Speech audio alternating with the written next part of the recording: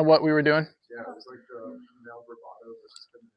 Yeah. Like the different sides of the road and like staying on the road. Yeah, and what is, and then we tried to figure out what biblical masculinity was. Like that's what we were trying to do. So does anybody remember like how we kind of tried to figure out what biblical masculinity is? How we by like defining the extremes of what it's not. Yeah, that's right. And then as we tried to define the extremes, does anybody remember what we tried to get to in the middle? What it is? So then if we look at femininity, what distinguishes masculinity from femininity?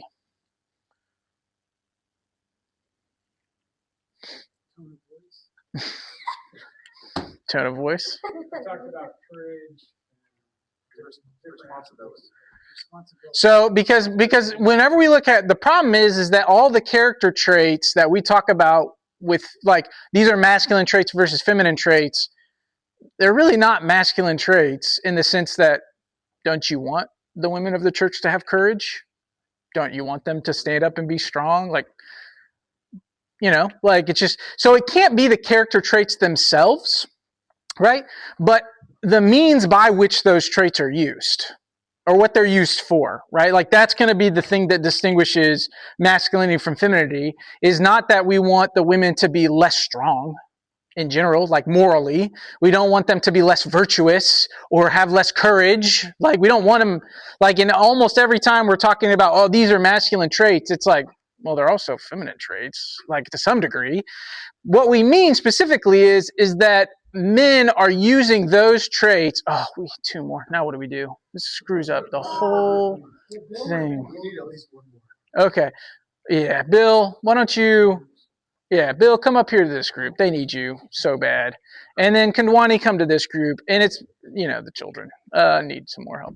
Okay, so if we look at, again, feminine, it's like, it's not the character traits themselves that distinguish and make a man. It's the responsibility that he has that is unique with those character traits. He holds a different responsibility, a unique responsibility. And then we looked at like Adam and Jesus and how Adam... he was responsible for the sins that came into the world. Eve is not the one blamed in Romans chapter 5. Adam is, because he's responsible for what took place. So there's a responsibility that's unique within the character traits. Okay, but then if you go to the other extreme with a hypermasculinity that we see happening, what would distinguish biblical masculinity from a hypermasculinity?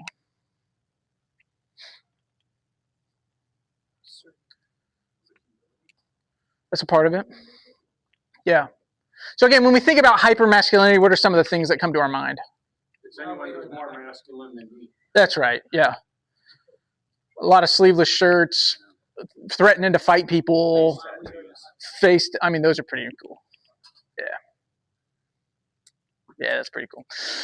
But again, it's like, it's trying to take on all of the responsibility, but without the character of Christ. Right, without the character. Like it's a hypermasculinity is like, I'm in charge, I'm the boss. And the positive of that is like, okay, there is the desire for responsibility.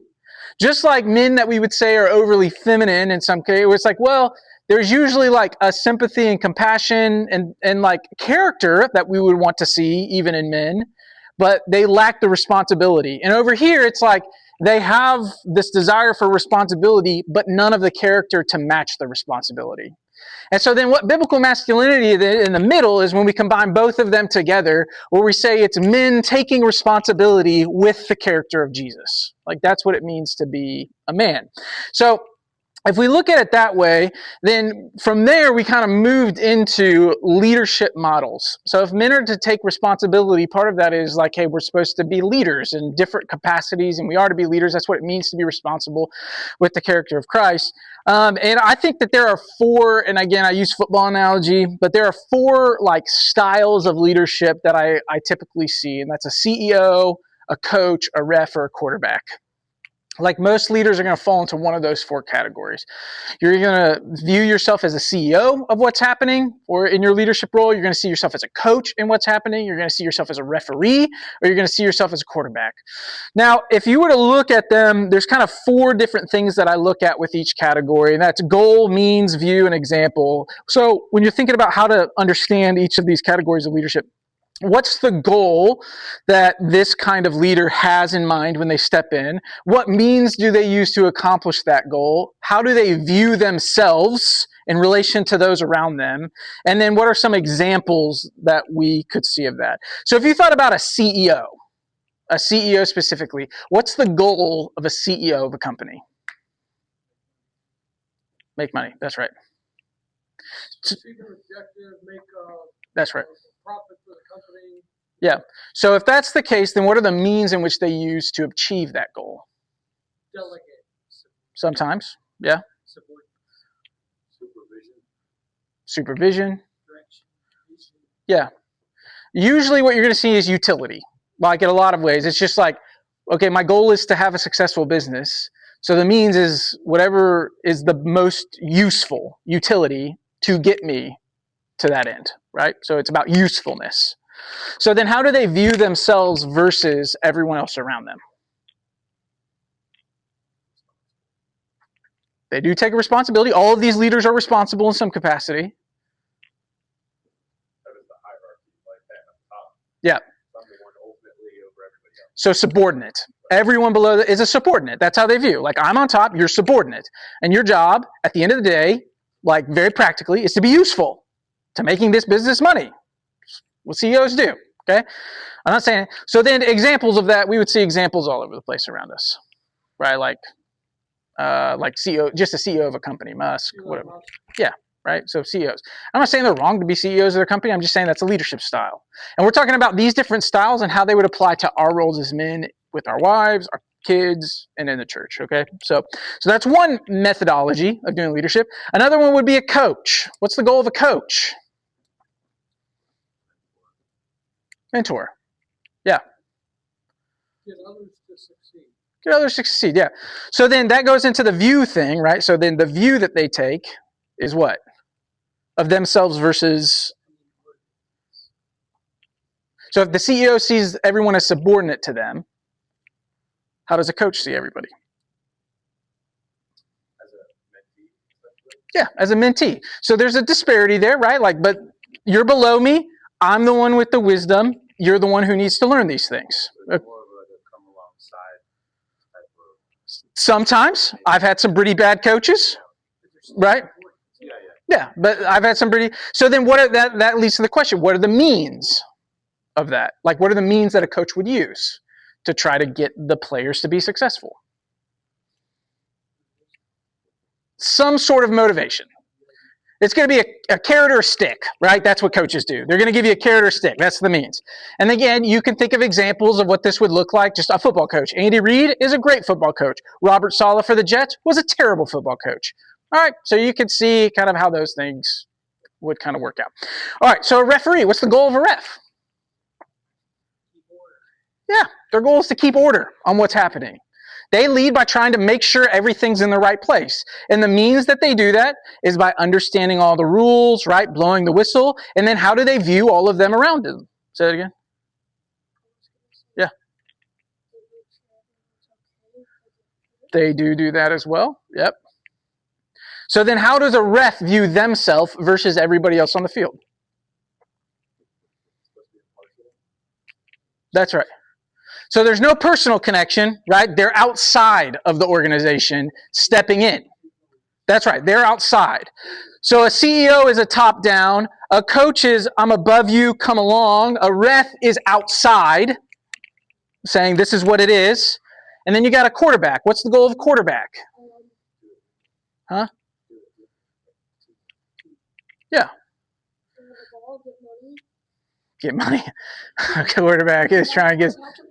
He's getting a lot of money. All right. So but again, what's the goal of a quarterback? The goal of a quarterback is to have a successful team, to reach the mission that they were on as a team. The means in which their primary means is to first and foremost better themselves, right? Like they have to be an excellent quarterback or they can't do it. So they develop themselves, and then their goal is to also better everybody else around them. Like that's what they do.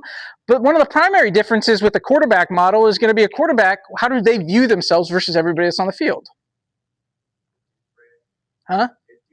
A team, like they're one of the guys, right? They're among them, But everyone would say a good quarterback is also the leader of the team, right? But he's alongside them as one of their players saying, come with me, but you're going to stand right next to me as I go. But he's clearly still the leader. But he's saying, stand next to me as we do it. And again, we can see examples there. So then my point is this: as we look at leadership, I think that we would be served in most of our capacities to see ourselves as a quarterback before we see ourselves as anything else in leadership. And I would say that even in most relationships. And the reason I would say that is because, again, the quarterback's primary goal is to see the success of the whole team in a way that first they have to better themselves before anything else will happen. Like they have to get good at their craft. And then it changes the view in which you have to the people who are next to you. I don't know if any of you have thought this way, and we're talking about husbands and wives tonight, but I can tell you that if you think of yourself as a CEO of your household, it will not go well. If everyone in your household is just a subordinate to you, and you're not actually on a team with one another, then the way you view them is they're not hitting your mission. Instead of you all having a mission together, it's they're not hitting yours. And that's going to be a huge problem.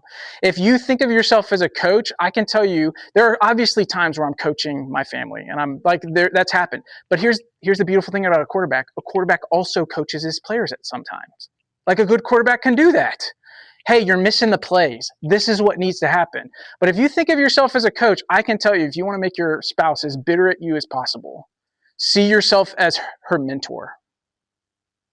Like, that just never goes well. Hey, let me show you what this really is like. It creates this thing. It's just never going to go well. It's just not. I can even tell you that, yes, there are times where I'm coaching my kids, but if there's this constant hey, I'm just above you and you don't know what you're talking about, I can tell you that that's going to change the dynamics, especially as they get older, right? Especially as they get older.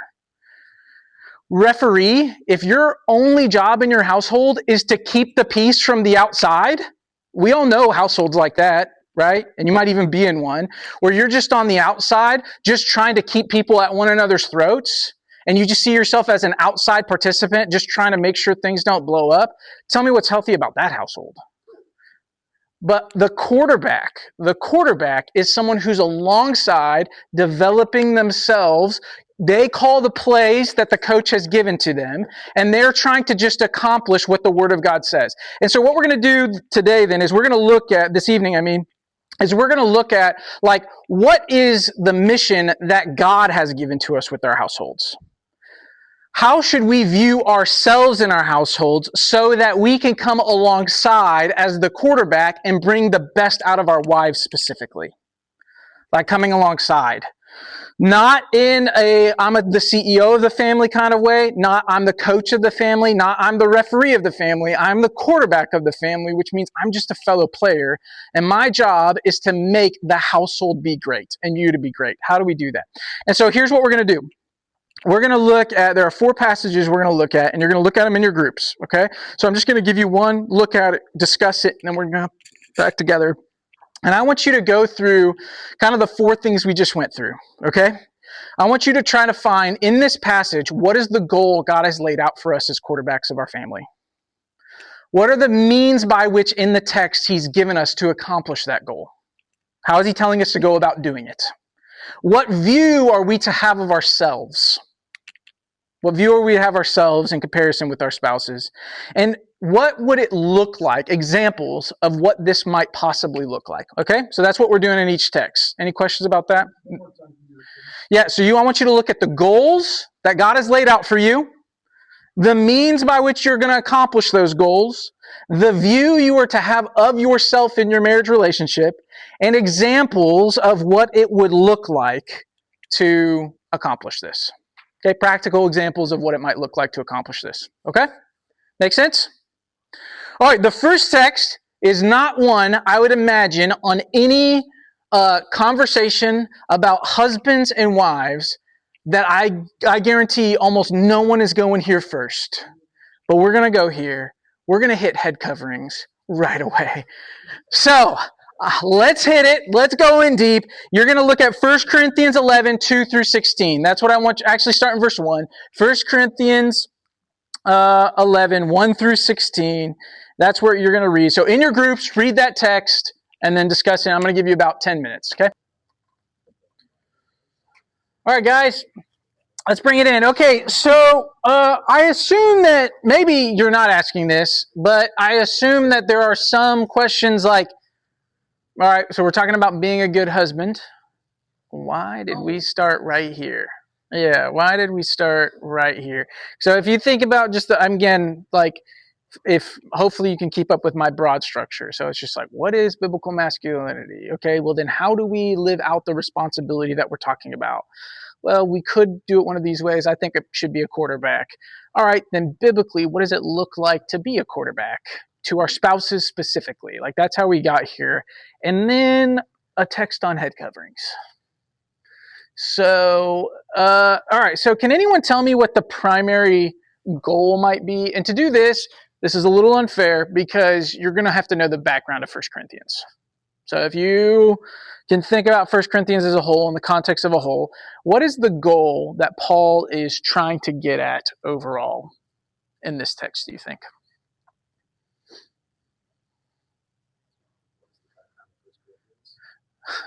No, I'm leaving that to you right now. So that way I can slam you on camera if you're wrong. What do you think the goal is? What do you guys put? We wrote down to reflect the glory and headship of Christ. Okay. Yeah, okay. Christ is the example of submission to the Father, and we as men would be the example of submission to Christ. Okay. Really good. Yeah. So a little bit of background. Does anybody know what the primary problem in Corinth is? So all of the letters are typically brought about because there's a problem. So what's the problem Paul's addressing in Corinth? Huh? Disunity. It's totally destabilized. The church is in absolute turmoil. Like, every single element of the church is in chaos. I follow Paul. I follow Apollos. We've got sin. We shouldn't deal with it. No, we should deal with it. Some are saying that we should not eat this food. Some are saying that we should. It's like total chaos, right? How they take the Lord's Supper, how they use the gifts. Like, literally every part of the church is in absolute disunity. And one of the areas that is in a whole bunch of turmoil and disunity is specifically the functions of what's happening inside the church, like what's happening when the church meets together. And very specifically, there seems to be a lot of chaos and disunity over the idea of prophecy and who should be prophesying and who shouldn't. Like, just getting up. And specifically, the women getting up and sort of taking over leadership in the church. Like, that's one of the issues that's happening here that Paul's addressing. So he brings this up not to say women get in your place. He brings this up because there's great disunity in the church. Now, for this specifically, why do you think there would be disunity at the church that he would have to directly address this? Like, what do you think is happening? There it is. So what's happening in the church is that women are stepping in and taking over leadership and teaching roles in the church because there are no men to step up and do it. And it's causing disunity. That's what's happening. The men just aren't doing it. So what he's going to talk about then, that's the goal, is how do we bring unity in the church that God would be glorified? Like, that's the whole purpose. That's what's happening. That's the goal that he lays out, bringing unity in the church. What are the means by which in this specific situation, and he has men and women here, but I think it is much better to translate it husband and wife. And you can see the translation kind of go back and forth, where he says, I want you to understand that man is the head, every man is Christ, and the head of a wife is her husband. Well, you're going to see wife and woman kind of go back and forth, even in the text. Like, sometimes it'll translate it woman, sometimes it'll translate it wife. I think it should just be wife throughout there. So it is talking very specifically in the marriage context. What's happening in the church among marriages is what's being talked about here. Okay? And what's happening is that men are not actually leading. They're not taking responsibility for the church is the problem. Okay, so then what are the means that Paul lays out? to reach that goal. Every man who prays or prophesies with his head covered dishonors his head, but every wife who prays or prophesies with her head uncovered dishonors her head. Since it is the same as her head was shaven. For if a wife will not cover her head, then she should cut her hair short. But since it is disgraceful for a wife to cut off her hair or shave her head, let her cover her head. For a man ought not to cover his head, since he is the image and glory of God, but woman is the glory of man. For man was not made for women, but women for man. And then he goes into it. All right, so what are the means that he lays out here to accomplish this task in the context of the Corinthians? What's he telling them to do?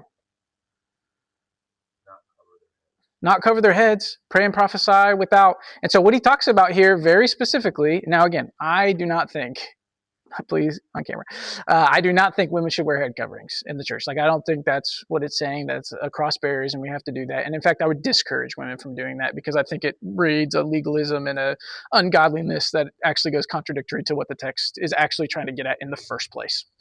But what seems to be clear here is the problem that's happening in Corinth, because he's going to talk about legalism later on, but the problem that is very clearly happening in Corinth is that women are subverting their role and taking on over their husbands the roles of leadership in the church. And the husbands are not doing anything. They are the typical American man in the church. Like, that's what's happening. That's what's happening in this context. And so the means that he says that we need to use is for men, step up and be the leaders of the church. Like, you don't have the head covering issue at all if men are just trying to be leaders. So what's happening in Corinth specifically is that, well, we're free in Christ, so we're all the same now. We're all the quarterbacks. And it's like, no, we're not all the quarterbacks. Like, that's the problem that's happening here.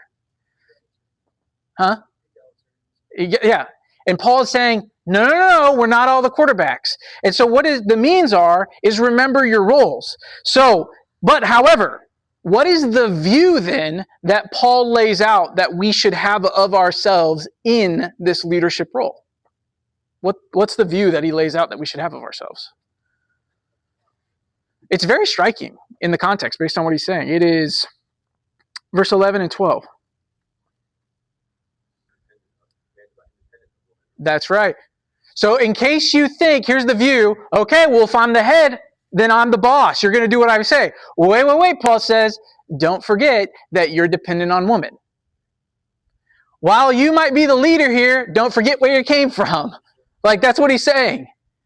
Do not think that you're actually above in this context, this idea that you are to dominate in any way. You are to be leaders in what's happening, but you are dependent upon her.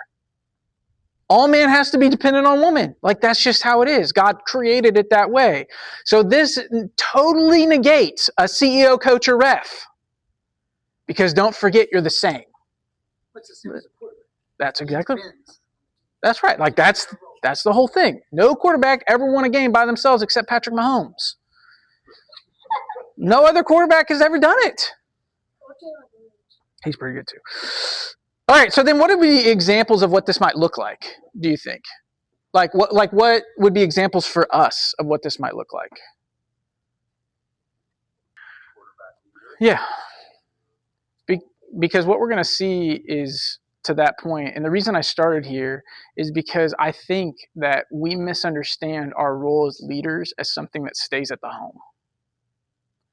And if we want to be leaders to our wives in the home, we also have to be leaders in the church, or else disunity happens in the church. Like, if men are not the ones stepping up in the church to be the leaders who are leading and praying and letting the word go forth in the church body, then it brings disunity that clearly is happening at home too. Sorry, we're going to run out of time. So we're not going to get into all the specifics of what it might look like, but okay. Does that make sense? Okay. But does that make sense though? Like, if we want to be leading our wives, it's got to be happening at the church too. Yeah. So, yeah. Well. So, like, almost neglecting. That's right. At home, and it's almost an easy out. Let's say you have issues at home, and it's just much easier to go serve the church and be a leader over there. I found that there's always this pendulum swing, and I'm finding that like 20, 30 years ago, pastors specifically, as I just look at the trends of pastors, 20, 30 years ago, pastors were burning out their families by being married to the ministry. I see today maybe a tendency to burn out in ministry because you're idolizing the family individual home life. Does that make sense? Where it was just like, and I'm not saying it's a one-to-one or it's always this way, but I have found a swing happening the other way where I'm so concerned that I'm at home that I neglect the role in the church that is the problem in Corinth. And I'm not saying, I think you're totally right. Like, people could be married because sometimes, guys, it's just easier to go out and do stuff and not deal with this. I see that there's maybe a generational, like, okay, let me just stay at home and make sure that my home's in order. And then we forget, like, okay, but the home life is supposed to spill over into this. And if it stays here, then it's not good. So I kind of see the pendulum going the other way. But I totally see what you're saying. Here's the thing, like, we do an order of things: God, family, church, like, and then job, right? In that order. But it's just like, but if you look at the biblical mandate of just being the kingdom, there is no order.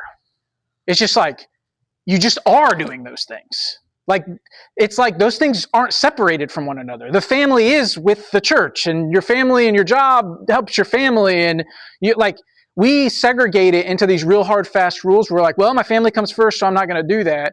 And it's like, well, actually, me focusing on my family at this point is me serving the church too. Like, it's not, those aren't mutually exclusive. And me actually being really invested in the church should be also be an example and me investing in my family. Like, they're not. For the glory of God in all of those categories, and they're all supposed to intermingle. That's right. And feed each other.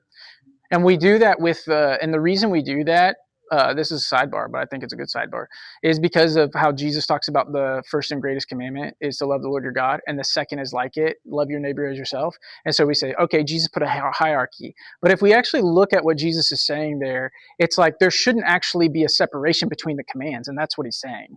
If you love God, but you don't love your neighbor, you don't love God. Like, you couldn't possibly keep the first command if you're not simultaneously keeping the second command. And so if you say, well, I'm going to put off this command because I really got to focus on this one, then you've already missed the whole point. So I think that we do that. And so that's why I started with this passage, because I actually think it speaks a whole lot to marriage. Because the problem, that the reason division is happening in the church is because of marriage problems. Like, that's what's happening there. Husbands are not leading. Yeah. You cannot accept. Yeah. I totally agree. I do not think there should be females who are pastors, but I also think that this text actually speaks on a more fundamental level and not just pastors. So the question of a church isn't, are there females pastoring? The question of the church is, are there males who are stepping up to lead in prayer? Who are stepping up to lead in spiritual things, who are there to pick up things, who are there to love people and counsel. Like, are the men of the church actually doing things in the church? Are they participating?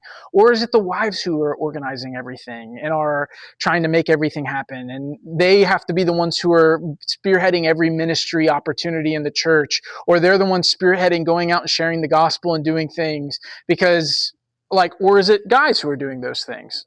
Like, and because here's the thing, I don't think that the response should ever be, ladies, stop doing those things.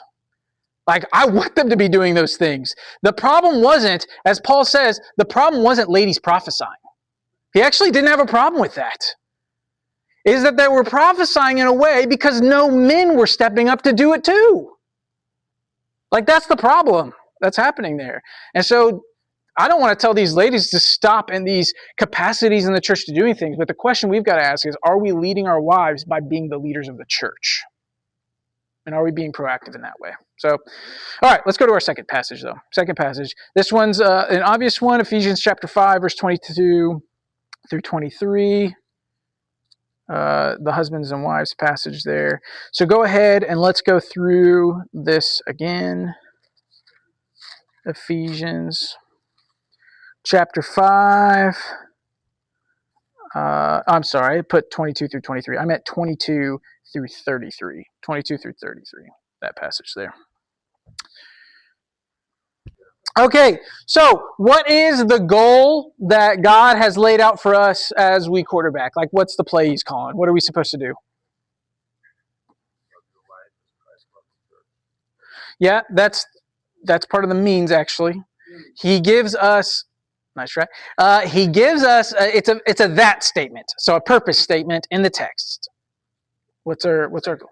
That's it, right? That's the goal right there. That he might sanctify her, having cleansed her by the washing of the word. So you got that clause there, which shows us that this is the purpose for which I'm telling you these things. The end goal or purpose of you loving your wives is this very specific thing, that she might be more sanctified, might be made holy. As Jesus makes us holy through his work on our behalf, we are supposed to make our wives more holy through our work on their behalf. That's what he's saying. So then what are the means by which we accomplish this? How do we do it? There's a whole lot of things that he says there, but love her. Yeah, but then the rest of the text specifically demonstrates what that love is, right? The rest of the text tells us. So what is that love?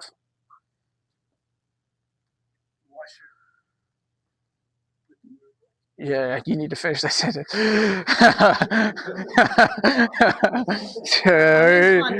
Oh yeah, it's just washer. Like okay, yeah.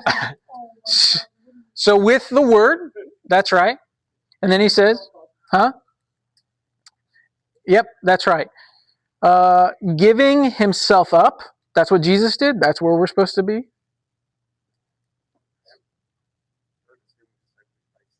Sacrificing, yeah. I actually wonder if that's what washing with the water of the word. So I actually think, now this is interpretive. I'm not telling you this is 100% what it is, but we know that Jesus is called the Word made flesh, and the way he washes us with the Word is he washes us with himself, like he dies on our behalf and gives up. And the context is wash her with the Word. But it's like they wouldn't have had Bibles. So like, what word is he talking about? They would have had Old Testament. What's he mean? Well, I think what he means here is to wash your wife with the word is to sacrificially give yourself up for her. In the same way that Christ sacrificially gave himself up as the word on behalf. Like that's what it means to love your wife. I don't think this necessarily means like you better be reading your Bible to your wife every night. That's how you sanctify her.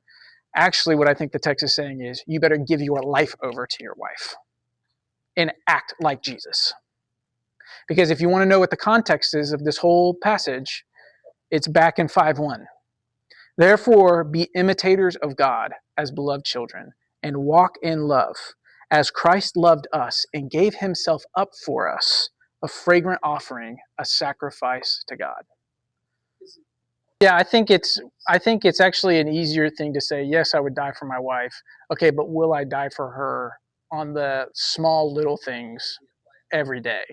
Will I do the thing? Will I wash the feet? So the question is, right, some could say like, oh, well. Here's what's crazy though. How does Jesus demonstrate his authority over the church?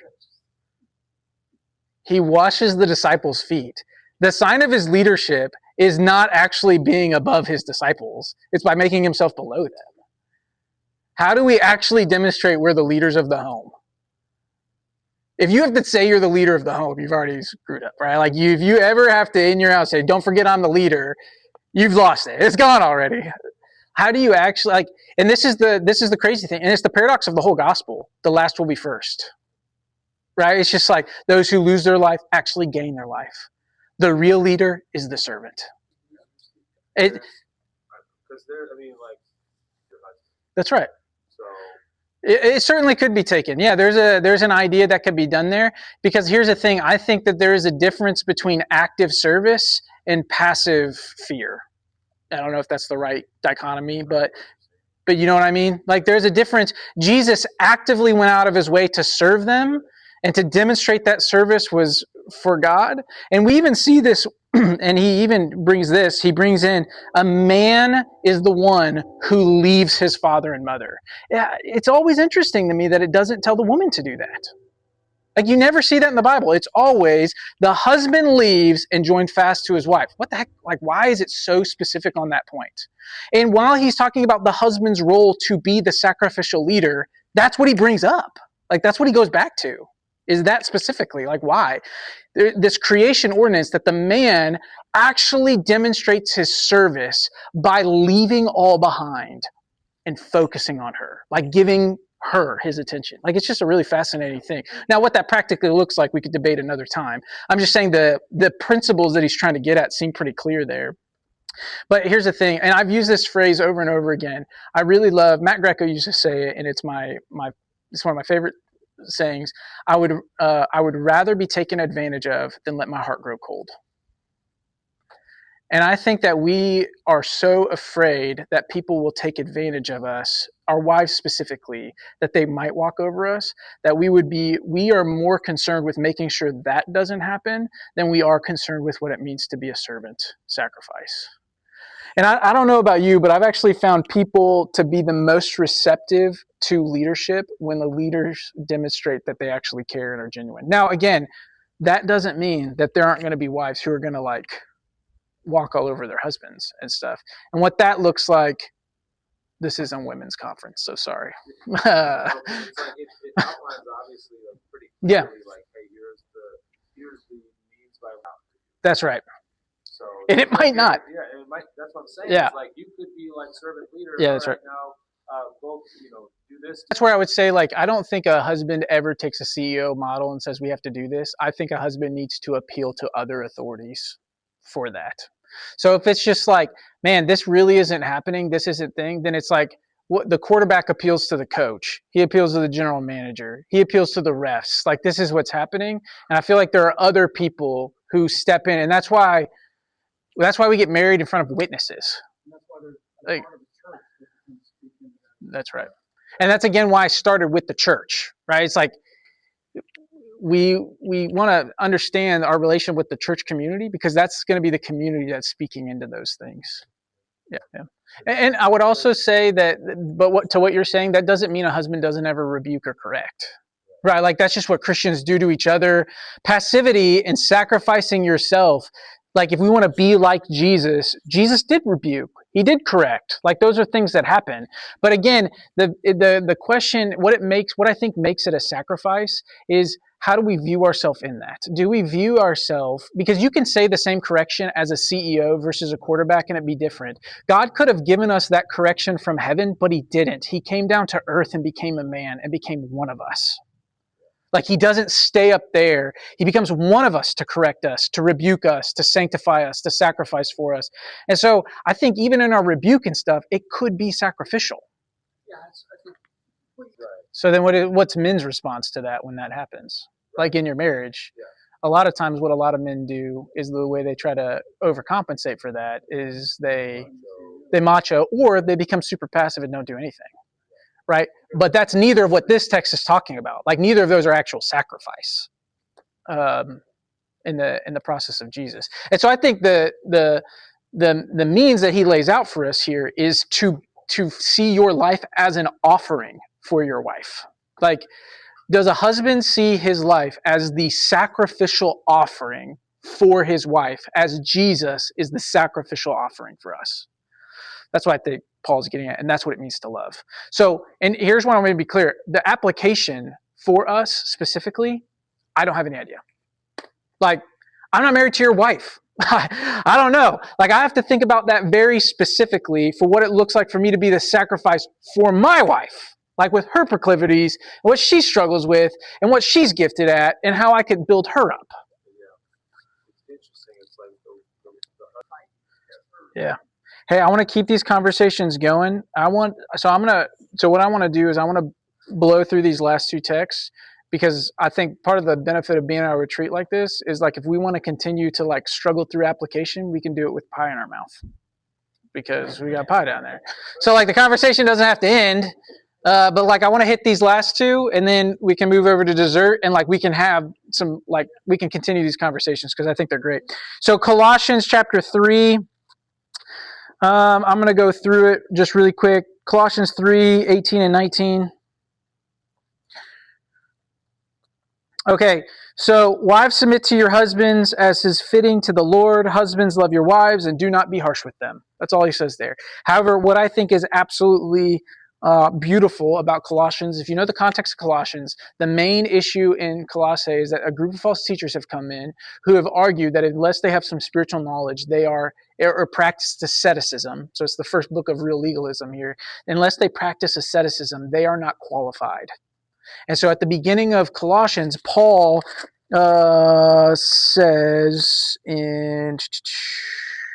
Okay, if you look at Colossians 1:11, this is the thesis statement of the main problem he's dealing with in the whole book. May you be strengthened with all power according to his glorious might for all endurance with patience and joy, giving thanks to the Father who has qualified you to share in the inheritance of the saints of light. And the rest of the book is to argue to them, if you are trusting in the beauty of Jesus, his preeminence, you are qualified, regardless of these things. So every argument is subsequent to that. You're qualified. So then what you would understand then is that the main goal that we would see in Colossae is that you would love your wives. But again, husbands, love your wives. That's the goal. What does it mean to love your wife?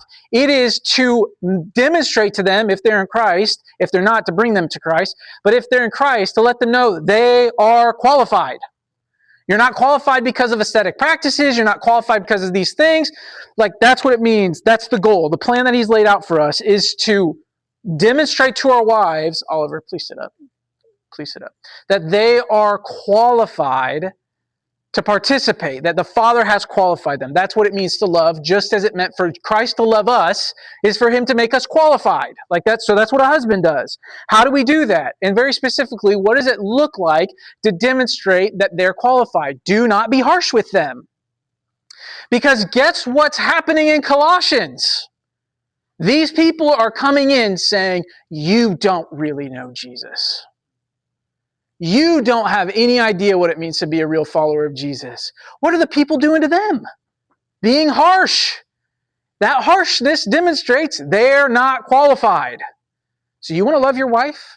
Then don't be harsh with her. Demonstrate to her that she's qualified. Point her to the beauty of Jesus. And so how then do you view yourself in relation to your wife? As somebody who is also qualified. You are both qualified for the same inheritance. Like, that's what it's getting at. Okay, the last place I want to turn to you is 1 Peter chapter 3.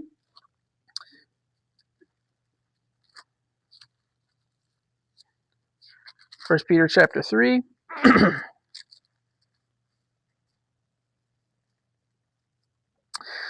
1 Peter 3, verse, that is not right. Nope, it is right. 3:7. Likewise, husbands, live with your wives. Yep, 1 Peter 3:7. Likewise, husbands, live with your wives in an understanding way, showing honor to the woman as the weaker vessel, since they are heirs with you of the grace of life, so that your prayers may not be hindered. So, as in context, exiles on a foreign land. What does it look like to live faithfully as exiles? So the goal of the text, the play that has been called for us, is that we would live with our wives in an understanding way. Like, that's the playbook that he's kind of given out to us. How then, what does it mean to live with them in an understanding way? Like, a lot of people, and I might have even preached it this way, but a lot of people understand it just like, hey, you live, like, you understand that they're different than you or whatever. But that's actually, he will explain what it means to live in an understanding way. What's he say right there? Nope. How do you show understanding? What's it say? Right after. No. Showing honor. Showing honor. Yeah. As the weaker vessel, meaning this. And we know that weaker vessel in there is talking about physically specifically. But as we talk about the physical weakness, what are the most valuable, like, pieces of china or something in your house? Like, they're like the china set that you have or something like that. You know, like you have a china closet for them or whatever, and they're and you put them in that cabinet that, like, my parents did this. I don't know. Like, when people walk in, it's like you see the china cabinet and you're never allowed to touch them because, like, that's the idea of showing honor. Like, they are delicate and precious. Because here's the thing, and this is where the modesty talk comes in the text right before it. We talk about the modesty. When you talk about the disparity, and as you're exiles, the men and women are at war with one another, and they both have weapons at their disposal. What are, especially in the context of 1 Peter, what are the weapons that women are using to manipulate men? Their looks. Like, that's what they're using. That's what it means to be modest. It means stop using your looks as a weapon to get a superior status above somebody else. Like, that's what's being talked about there, because the whole book is about how the exiles are they're being dishonored. They're not giving a superior status, and they want to use things to try to get a superior status. And Peter's like, stop doing that. You're going to be beaten down. You're not going to get a superior status here, but you've got an inheritance that is waiting you, that is unfading, waiting in glory for you. You're going to get the honor that's coming, and you don't have to use these weapons of mankind in order to try to get up there. So women, dress modestly. Why? What does that mean? It doesn't mean just covering yourself up totally, because you can be immodest and dress with all the clothes that you want. What it means is using your looks as a weapon to get superiority over others. That's what it means. So then what are man's tools against women to get superior status?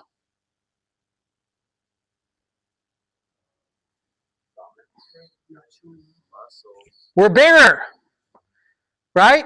So we manipulate through brute force. They manipulate through looks. And then it even talks about gossip there. So a lot of times the weapon of women is going to be looks and words. And the weapon of men is going to be force. So instead of doing what the world does and trying to demonstrate your superiority, instead of trying to dominate them, you need to put them in the place of honor. You need to lift them up. Use your strength to lift them up. And why do we do that? How do we view ourselves? How should we view ourselves? Look at the end of verse 7 there. Since they are, what? Heirs with you of the grace of life. So how do we view ourselves? A quarterback. You're on the same field as them. They get the same thing you get. Stop thinking you're better. You're not. Your honor doesn't come in putting other people down. It actually comes in lifting them up. That's what the whole text is about. Okay, so we've talked about a whole lot here, about the goals that the scripture, kind of the playbook that it's kind of given out to us, the means by which God wants us to get, and we have been flying through biblical texts. Man, there's so much more here that we didn't get to go through. The view that we are to have as we're doing these things, and hopefully you can think about examples. So then as we kind of in this session, I just want to ask you to just be thinking through and processing what kind of leader you are to your spouse. And if you don't have a spouse, how are you thinking about leadership just in general? Like, what's it mean for you to think about leadership and to care about others? Do you see your life as a sacrificial offering to others? Like, what are the tools in which you're using to build people up? One of the exercises I thought of that I've done before, and it's been helpful for me, and it might be helpful for you. You do not have to do this, but maybe if you do like a quiet time tomorrow morning or tonight, you have a chance. Is like, I think it's helpful in different spheres of my life to at times write out like principles that like I know I want to start living by. And what do I mean by principles is it usually starts out with a phrase like this: I will endeavor to what? Like what am I going to endeavor to do with what I've been given here? And when I do that, I want to be clear, they're not rules. They're not black and white rules, because black and white rules need context. Like the rule, no running. If I just set a blanket rule in my life that said no running, well, that only makes sense like at the pool, right? Like rules have to have a very narrow context or it doesn't work. Principles can be manipulated and used based on whatever context I'm in. Okay, so they're not rules, they're principles. Also, the principles have to be realistic, which is something that you can make it a part of your daily life to strive in. And they have to be practical, so something a group of people could hold you accountable to. So as I was even thinking about this lesson and principles for me, just based on what we were talking about, my first principle is this: I will endeavor to devote time listening compassionately to my wife's life, including joys, pains, struggles, and triumphs. It's just super simple. My second one is I will endeavor to vocalize my appreciation for the work she does and the gifts God has given her. Like that was just something I was like, man, I don't tell her very often. Like, I don't lift her up by acknowledging the good things that are happening. And then even, like, as you guys were thinking about, my third one that I wrote down is, I will be endeavor to be patient with intimacy, making sure she is loved and cared for before myself. Like, just, those are principles that I just thought of. I was like, man, how can I take the things, the goals, the playbook that I've been given, and kind of develop like some principles that are like, okay, I want to be thinking very intentionally about how I would do this. If that's something, I think that would be a helpful thing for you to be able to do, to take time to do it, if you have the time to. Obviously, not right now. And then if you do that, I would encourage you to find somebody else to share those with. Like another guy here by the end of tomorrow, to say, okay, hey, like, this is what I was thinking about of how I wanted to go home from here and seek to live with my wife. All right, that's all I got. Let me pray for us, and then we can continue conversation as we kind of go down there. So, Father, thanks for today. Thanks for your mercy. Thanks for your kindness. Help us to love our wives. For those who are not married, help them to develop into the kind of men who can love wives well. Help us to encourage one another and build one another up in this endeavor. In Jesus' name, amen. High time?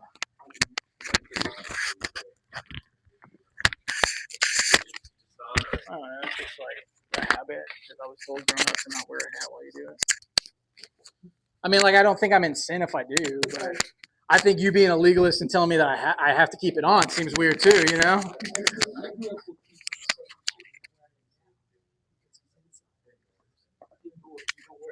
Yeah, I was told that you weren't supposed to.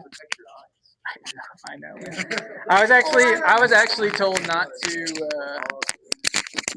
I mean, I do think there is something to Paul's words with the idea of like, hey, like, we are offering ourselves totally up to God. I mean, symbolically, I understand what it means. If I don't think like I'm a less of a Christian if I kept it on or took it off. Hypocrite.